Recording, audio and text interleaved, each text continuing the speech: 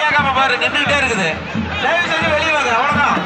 இப்ப அம்மன் குண்டத்தை சுற்றி வர இருப்பதால் தயவு செய்து உள்ள இருக்கும் பக்தர்கள் வெளியே வருமாறு நல்ல பணிவுடன் பார்த்து கேட்டுக்கொள்கிறோம். பாபா குண்டத்து பணியாளர்கள் தான் வரவங்க. வாங்க, சீக்கிரம் வாங்க. குண்டத்து பணியாளர்கள் அம்மன் இப்ப வந்து குண்டத்தை சுத்தி வருவாங்க. தயவு செஞ்சு வெளியில சும்மா இருக்கிற பத்திரால அந்த கட்டப்பட்ட பச்சை கலர்